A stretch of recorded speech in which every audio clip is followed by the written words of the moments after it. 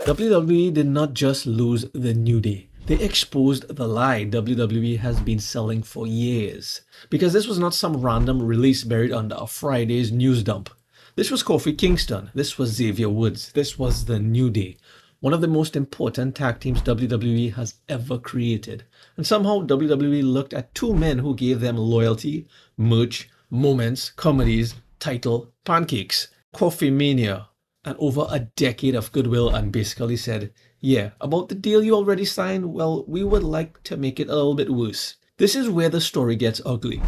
Because according to the reporting, Kofi Kingston and Xavier Woods were not simply at the end of their contracts. They reportedly asked to restructure their deals under the new TKO terms. They did not like the offer, so they were granted their release. What this means is WWE did not just lose the New Day. The New Day looked at the new version of WWE and said, no. Honestly, good for them. Because for years, fans were trained to believe certain people were safe. Certain people were company guys. They were lifers. Kofi was a lifer. Xavier felt like a lifer. Even R-Truth felt like a lifer. And WWE keeps proving that lifer is only a real word until the spreadsheet opens. Then suddenly, loyalty gets converted into labor cost. The New Day were not just two wrestlers. They were a brand inside the brand. The trombone, the pancakes, the merch. WWE spent years trying to manufacture what the New Day already had naturally. And now they just let it walk out the door.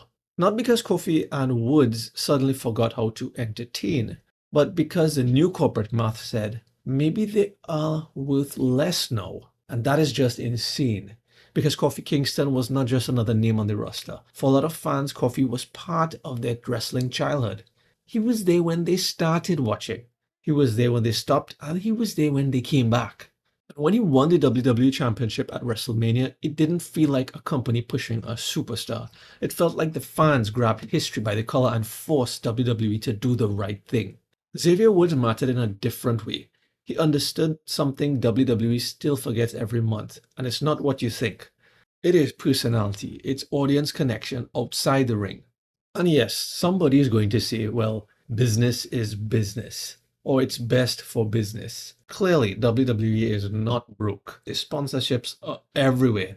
I mean, it's mostly what you saw for WrestleMania. And still, the message to veteran talent seems to be, take the new terms or just walk out. That is not then, now, forever. That is then, now, whatever is best for business. And that heel turn should have been enormous. Kofi and Xavier turning on Big E was not a cheap betrayal. It had a lot of history behind it. Years, not years, it had a decade of friendship cracking on live television. For one night, WWE had gold, real story gold. Then WWE does what it does far too often. They just cooled it down. They let it drift. They took a fire and treated it like it was some kind of candle. Then walking away was not just bold. It was smart. And now the tag team division takes another hit. At this point, does it even exist still, that tag team division? The New Day were one of the few teams left with an actual identity. The smart move would have been using these veterans to make younger talent matter.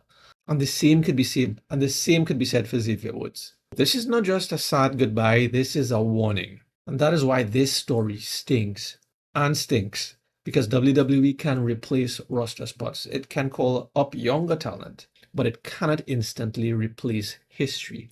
The New Day did not get erased or exposed, but they did expose the system. And so they were right about one thing. It is a New Day.